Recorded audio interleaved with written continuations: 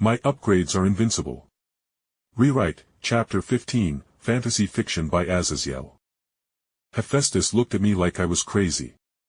Which, to be fair in her divine eye, maybe I truly was.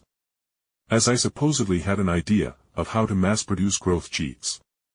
These were the rarest of skills, held only by the legends who had reached level 8 or the Empress, who was the sole level 9 of the world. Look, I apply a material and its concepts and what makes it itself will be added to the other item. I said before pointing at my goddess. If you the forging goddess and our own goddess who fills our Falna with strength cannot give blacksmiths better Excellia growth, then there shouldn't be any growth skills at all.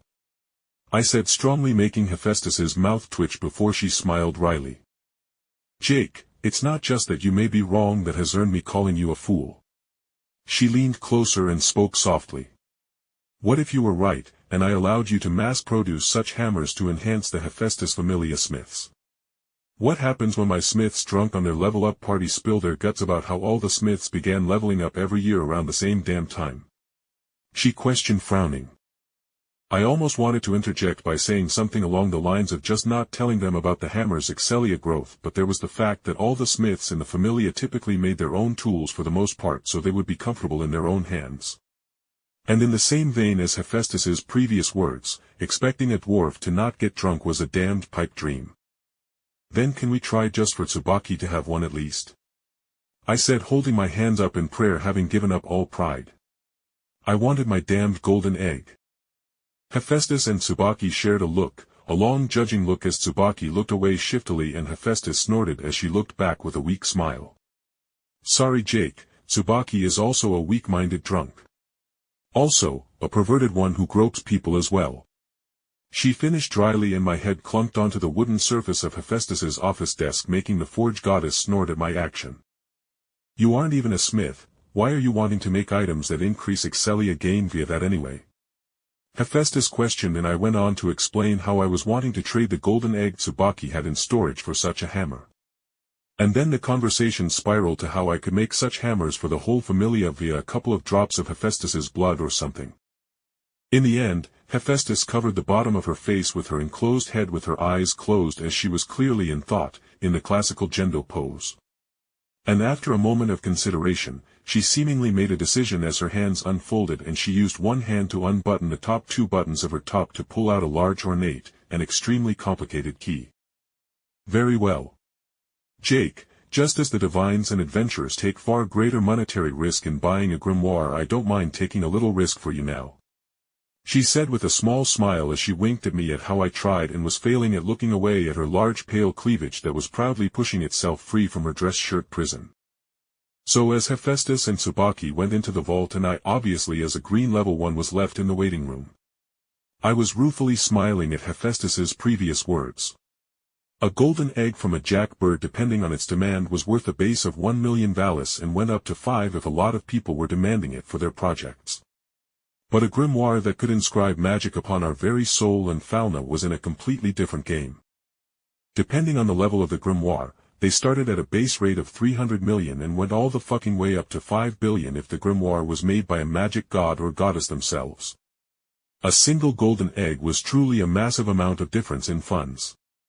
And as for why people would buy such an extremely expensive grimoire, well, it was a matter of investment, as valis was similar to the Japanese yen back in my old world, so that 5 billion price tag could be equaled out to about 35 million US dollars, which yes was a huge amount of money, but let's say you were buying a grimoire for an already higher level adventurer, and more specifically an elf at that. As a level 5 and above, elves would have a lifespan literally equal to 1,000 years, and if they reached a higher level their lifespan would further increase, so for them especially it was a great deal, as the Empress, being level 9 and more than 200 years old, still only looked like a woman in her mid to late 20s supposedly from the rumors I heard.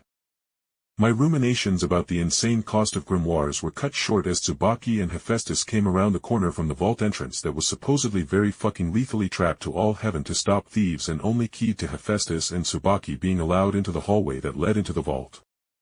Hephaestus gently handed over a football-sized and kind of shaped felt bag, and as I pulled open the bag I saw the gleaming, almost metallic golden gleam of the jackbird egg. Go ahead and fuse it into whatever you want. I am curious to see what comes of it. she said, taking a seat and sending Tsubaki a look which had her captain walk across the room to bar the entrance as I took the egg into my fusion space along with Almiraj pelts which were rabbit monsters. And finally, I grimaced as I used the scrap adamantine dust I had accumulated that Tsubaki let me have so she could skip having to deal with that debris. My fusion space became a blur of light momentarily for a few seconds, making me feel mounting stress. But finally, I got the result, and as I took it out of my fusion space I checked it out.